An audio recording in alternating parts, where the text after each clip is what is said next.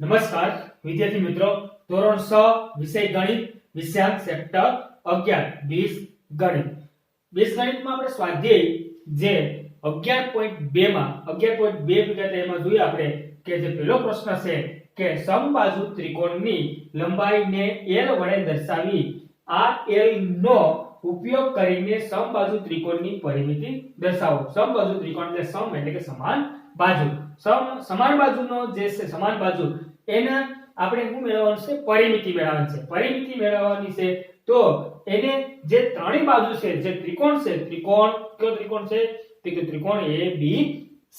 એ ત્રણેય બાજુનું માપ જે છે તમને આપેલું છે l નો ઉપયોગ કરીને l અને l સમબાજુ એટલે કે સમાન બાજુ એની પરિમિતિ મેળવવાની છે. તો આપણે જે ત્રણેય બાજુ છે એ ત્રણેય બાજુનો શું કરવાનું છે? સરવાળો કરવાનો છે. તો ત્રિકોણ ABC ની પરિમિતિ, ત્રિકોણ ABC ની પરિમિતિ, તો ત્રણેય જે બાજુ છે એ ત્રણેય બાજુના શું કરી નાખવાના છે? નામ લખવાના છે. તો કે AB plus BC BC plus AC. તો એ બાજુના જે માપ જે છે નામ છે એ લખીએ l plus l plus l બરાબર l plus l plus l plus l plus એટલે ત્રણ વખત છે એટલે કેટલા આવશે? 3l. તો આની પરિમિતિ આપણે કેટલી થશે? 3l.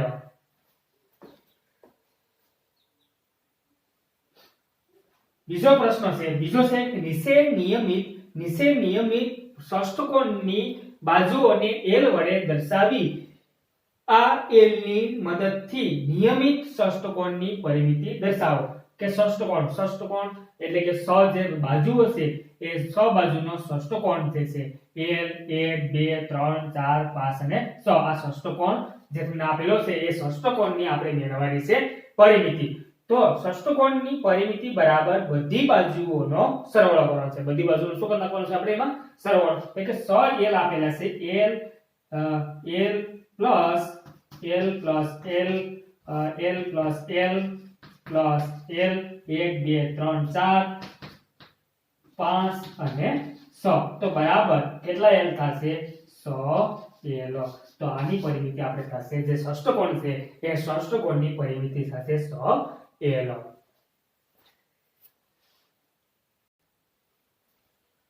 વધુ આપણે ત્રીજો જે પ્રશ્ન છે સપાટી અને દરેક સપાટીઓ ચોરસ હોય તો ત્રિપરિમાણીય ઘન નીચે આકૃતિમાં દર્શાવેલ છે ઘનની ધારની લંબાઈ l વડે દર્શાવી આ ઘનની ધારની કુલ લંબાઈનું સૂત્ર મેળવો. કે ઘન આપેલો છે એ 100 સપાટીનો આખો તમને એક 100 સપાટીનો આપેલો છે 1 2 3 4 5 અને 100 જે ચોરસ છે એ 100 સપાટીનો આપણે હોય છે. એટલે કે એક બાજુ આ એક બાજુ આ 2 આ 3 4 5 અને આ એક નીચે 100 છે. તો એમાં કુલ જે છે ઘનની બધી થઈને 12 ધાર હોય છે. ઘનની બધી થઈ છે ઘન જે છે એ બધી આપણે ધાર જોઈએ છે. એ ધાર કુલ કેટલી થાય? તો કે 100 ગુણ્યા 2 કેટલા થાય? 100 દુને 12. તો 12 ધાર છે. આ બધી ધાર સમાન હોય છે. આ બધી ધાર કેવી હશે? સમાન. અહીં ઘનની ધારની લંબાઈ l દર્શાવી છે. ઘનની ધાર જે છે એની લંબાઈ કેટલી દર્શાવી છે? l દર્શાવી છે. તેથી ઘનની બધી ધારની કુલ લંબાઈ, ઘનની બધી બાજુની કુલ લંબાઈ એટલે કે એનું સૂત્ર જે છે થશે તમારે 12 ગુણ્યા l એટલે કે 12l. તો એનું સૂત્ર જે તમને થાય કે ઘનની જે લંબાઈ જે છે એ l એટલે 12 ગુણ્યા l ધાર જે તમને આપેલી છે એનું સૂત્ર થશે 12l.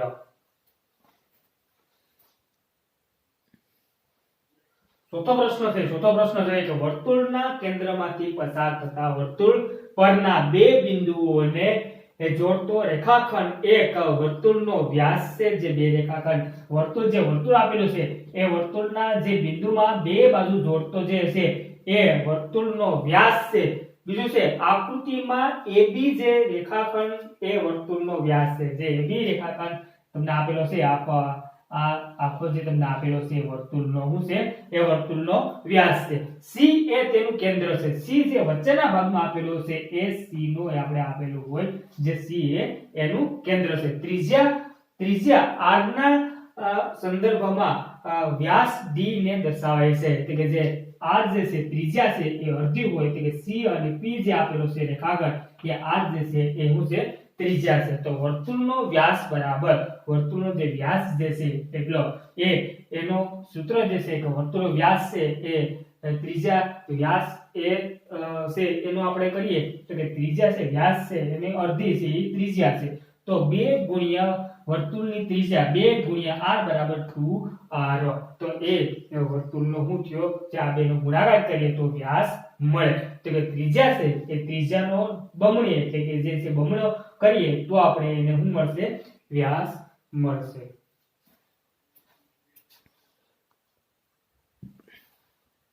હવે જોવાનું છે સ્વાધ્યાય આપણે 11.3 માં પહેલો પ્રશ્ન છે દરેક અંકનો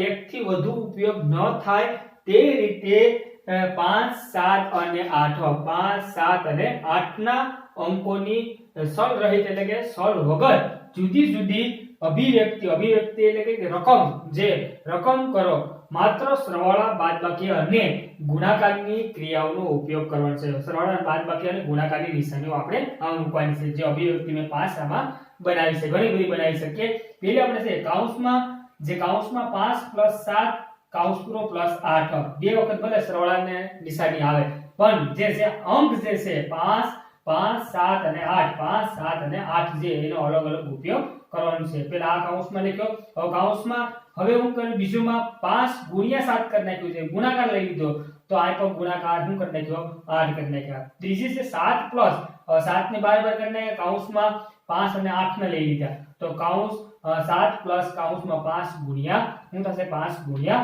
8 પછી પાછું ચોથી રકમ છે 5 પ્લસ 5 બરાબર લઈ લીધા 5 પ્લસ કૌંસમાં 7 ગુણ્યા 8 અને કૌંસ પૂરો પાછું જે કે અહીંયા માઈનસ ને લીધા એટલે 8 - 5 કૌંસ પૂરો +7 તો આપણે છઠ્ઠી એક અધિકનું ઉદાહરણ તરીકે સમજાવું કે ગમે આપણે લઈ લઈએ કે અહીંયા આપણે આવશે કે પહેલું છે કે 7 + 8 અને ગુણ્યા 5 આવી રીતના આપણે બનાવી શકીએ એટલે કે કૌંસમાં 7 + 8 ગુણ્યા 5 આવી ઘણી બધી આપણે એમાં પ્લસ અને ગુણાકારનો અને માઈનસનો એ સરવાળા બાદબાકી અને ગુણાકારના નિશાનનો ઉપયોગ કરવાનો છે અને ત્રણ જે સંખ્યા છે 5 7 અને 8 નો ઉપયોગ કરવાનો છે ઘણી બધી રકમ અભિવ્યક્તિ એટલે કે જે રકમ છે એ ઘણી બધી બનાવી શકીએ એમાં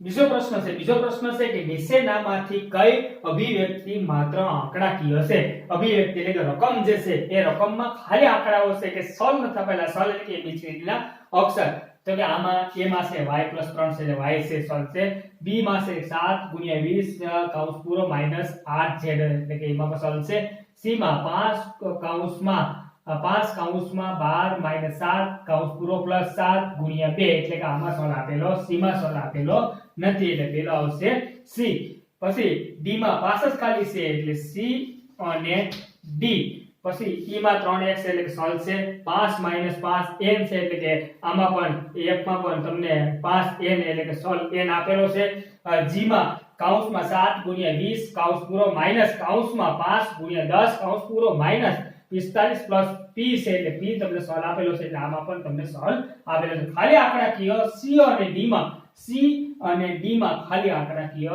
આપેલા છે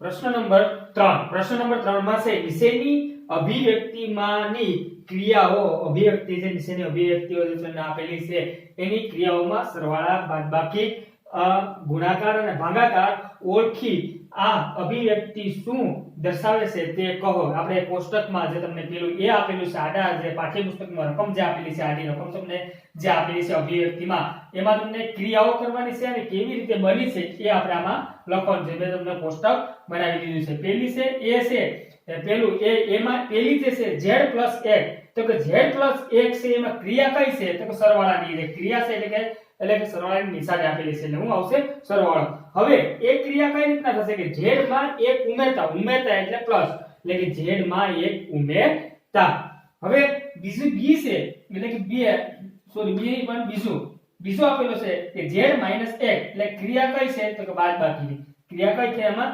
બાદબાકીની કે z માંથી 1 બાદ કરતા, z માંથી લખવાનું છે, જે બાદબાકી કરવાના આવે ત્યારે બાદ એટલે બાદબાકી કરતા. હવે ત્રીજી છે y + 17 એટલે કે ક્રિયા છે એ કેવી છે? સરવાળાની. y જ્યાં પેલો જે કર્યો છે એ જ પ્રમાણે y માં 17 ઉમેરતા. પછી ચોથી છે y - 17 ક્રિયા કઈ થઈ છે? તો કે બાદબાકીની. તો y માંથી 17 બાદ કરતા. આગળ આપણે પાછું બીજા જોઈએ અભિવ્યક્તિ.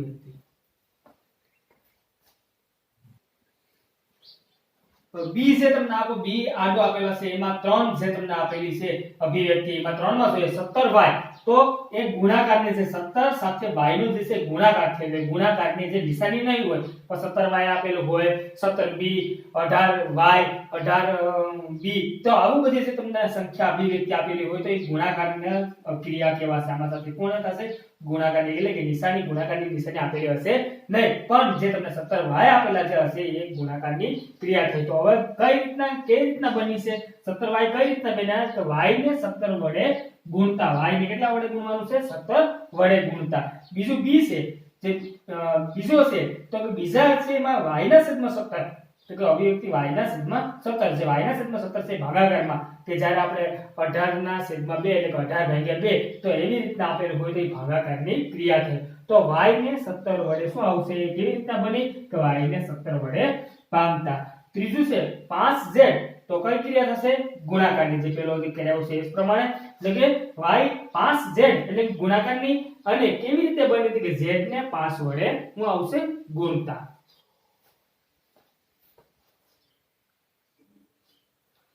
હવે c જે આપેલો છે, c માં અભિવ્યક્તિ b આપેલી છે કે 2y + 17. તો આમાં જે ક્રિયા છે એ 2 ની સાથે y નો છે એ ગુણાકાર કર્યો છે, એટલે ગુણાકારની, અને બીજી ક્રિયા છે સરવાળાની છે. તો કેવી રીતે બની? 2 ને y ને 2 વડે ગુણતા, ગુણી 2 વડે ગુણી, એટલે કે y ને 2 વડે ગુણી તેમાં 17 ઉમેરતા એટલે કે સરવાળો કરીને કેટલા ઉમેરવાના કીધા છે? સરવાળો કરીને 17 ઉમેરતા. આવી રીતના એ જે અભિવ્યક્તિ બની. બીજી છે માઈનસની, કે 2 જે 2y - 17, તો ગુણાકારની અને કઈ સાથે ક્રિયા? તો કે બાદબાકીની. ગુણાકાર અને બીજી છે બાદબાકીની. તો y ને 2 વડે ગુણી તેમાંથી બાદ કરવાનું છે, એટલે તેમાં નહીં આવે પણ તેમાંથી 17 બાદ કરતા.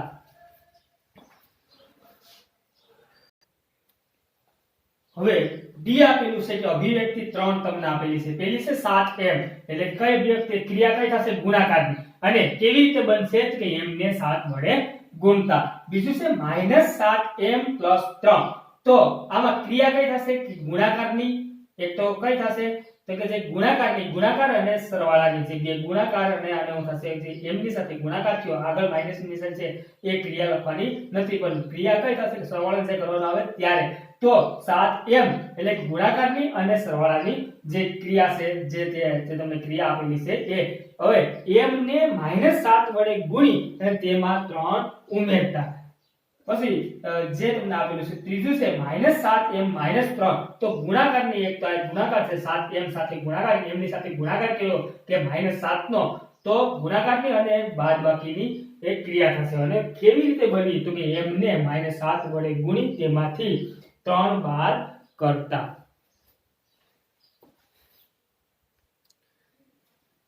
હવે જો તો પ્રશ્ન નંબર 4 કે નીચેના દરેકની અભિવ્યક્તિ આપો. કે નીચેની જે છે જે તમને આપેલી જે છે એની આપણે અભિવ્યક્તિ એટલે કે જે રકમ બનાવવાની છે. આગળ આપણે ભણી ગયા છે કે જે કોષ્ટકમાં ભણી ગયા કે કેવી રીતે બની હતી, એની આપણે અભિવ્યક્તિ હવે બનાવવાની છે, રકમ બનાવવાની છે. પેલો એ છે 7 ને p માં ઉમેરતા. 7 ને p માં ઉમેરતા. તો આપણે 7 ને p માં ઉમેરતા. 7 ને શેમાં ઉમેરવાનું છે? 7 ને p માં ઉમેરતા, એટલે p પહેલા લખવાનું છે. 7 ને p માં ઉમેરતા, એટલે p ઉમેરતા એટલે શું થશે? પ્લસ. કેટલા ઉમેરવાના છે? પ્લસ 7, એટલે p પ્લસ 7. આવી રીતના આપણે એની અભિવ્યક્તિ બનાવવાની છે. બીજું છે b છે 7 ને p માંથી બાદ કરતા. 7 ને p માંથી, એટલે p માંથી જે આવે બાદ કરતા, એટલે કે માઈનસ. અને કેટલા બાદ કરવાના છે? તો કે p - 7. આવી રીતના નાની એવી જે રકમ જે છે એ અભિવ્યક્તિ ખાલી બનાવવાની રહેશે. હવે p ને 7 વડે ગુણતા. તો p ને 7 વડે જે 7 વડે ગુણતા કે હવે અહીંયા આપણે p ગુણ્યા કરવાનું છે 7 કે p ને 7 વડે ગુણતા એટલે p ગુણ્યા 7 બરાબર આપણે આવશે તો કે 7p આવશે. આવી રીતે આપણે લખી શકીએ અને આવી રીતે આપણે લખી શકીએ, બે રીતે ગમે તે રીતના લખી શકીએ એટલે 7p. હવે d છે p ને 7 વડે ભાંગતા, તો ભાગાકાર કરવાનું છે. p ને 7 વડે ભાંગતા p છે ઉપર લખવાનું છે અને નીચે કેટલા લખવાનું છે 7, એટલે p ના છેદમાં 7 કરી નાખવાનું. આવી રીતના તમને x ને 8 વડે ભાંગતા તો કે x ના છેદમાં શું થઈ જશે 8 થઈ જશે. પછી r ને 10 વડે ભાંગતા તો r ના છેદમાં શું થઈ જશે તો કે r ના છેદમાં 10 થઈ જશે. હવે ઈ આપેલું છે તો કે 7 ને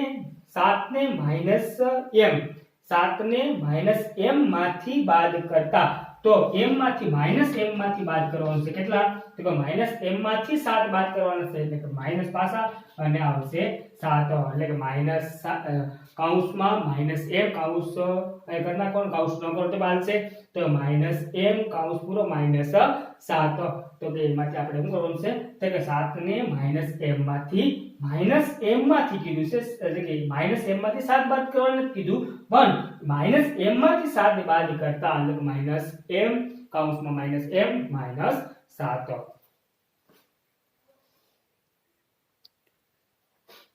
હવે f આગળ f જે આપેલો છે -p ને 5 વડે ગુણતા, એટલે કે માઈનસ જે p છે એને ગુણ્યા કેટલા કરવાના છે 5 કરવાના છે. એટલે આને -p ને 5 વડે ગુણાકાર કરીએ એટલે 5 શું આવશે તો કે જે p છે માઈનસ આગળ આવશે અને 5 શું આવશે -5p આવશે. આગળ છે માઈનસ લઈ લેવાનું. પછી છે g માં છે -p ને 5 વડે ભાંગતા, તો -p ના છેદમાં કરી નાખવાના છે. કેટલા તો કે ભાંગતા એટલે કે -p ના છેદમાં 5. s આપેલું છે p ને -5 વડે ગુણતા, તો કે p ગુણ્યા -5 બરાબર, તો કે માઈનસ પહેલા લેવાનું છે -5 સાથે ગુણાકાર એટલે કે p, તો -5p. આવી રીતના શું કરવાનું છે અભિવ્યક્તિ બનાવી છે. આવી અભિવ્યક્તિઓ તમને હોમવર્કમાં જે આપી એ તમારે આવી રીતના અભિવ્યક્તિઓ બનાવવાની રહેશે.